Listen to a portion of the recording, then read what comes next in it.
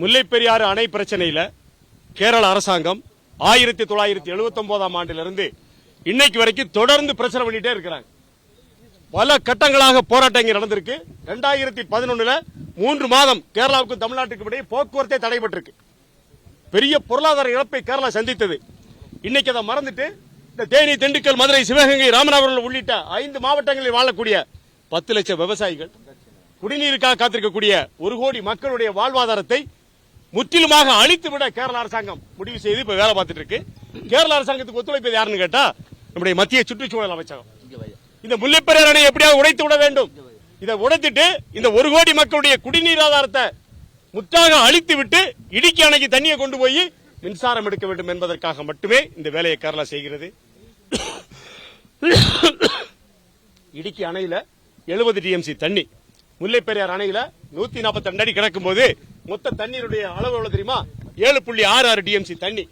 இந்த முல்லைப் பெரியாரை விட 7 மடங்கு தண்ணீரை பெருக்கக்கூடிய இடுக்கி அணையில் கொண்டு தண்ணியை தேக்கி 1 ஏக்கர் கூட பாசனம் இல்லாத நிலையில என்ன பண்றாங்க? அந்த தண்ணி இடுக்கி கொண்டு போறதுக்கு கேரள அரசாங்கம் வேலை பார்த்துட்டு இருக்கு. நாங்கள் இதை அனுமதிக்க மாட்டோம். இதை அனுமதிக்கவே மாட்டோம். 2011 போராட்டத்தை மறுபடியும் இந்த தமிழகம் நடத்துவதற்கு கேரளா விரும்புகிறதான்னு எங்களுக்கு தெரியல.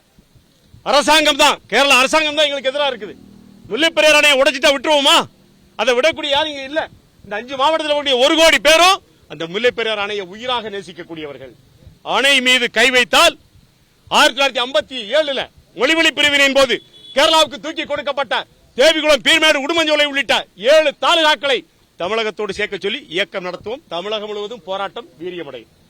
முல்லைப் பெரியாறு அணை மீது கை வைத்தால் தமிழகம் முழுவதும் போராட்டம் வீரியமடையும். இது தேனியில மட்டுமில்ல, இன்னைக்கு குமிளியில தொடங்கி இருக்கோம். இந்த போராட்டம் திருவள்ளூர் வரைக்கும் நடக்கும்.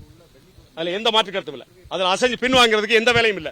பெரியார் அணை மீது கை வைத்தால் ஒட்டுமொத்தமாக கேரளாவுக்கான பொருளாதார தடையை அரசாங்கம் விதிக்கிறது இல்லையோ, நாங்கள் விதிப்போம். இந்த தமிழகத்தில் இருக்கக்கூடிய கிட்டத்தட்ட 2 கோடி விவசாயிகளை திரட்டி அந்த பொருளாதார தடையை நாங்கள் விதிப்போம்.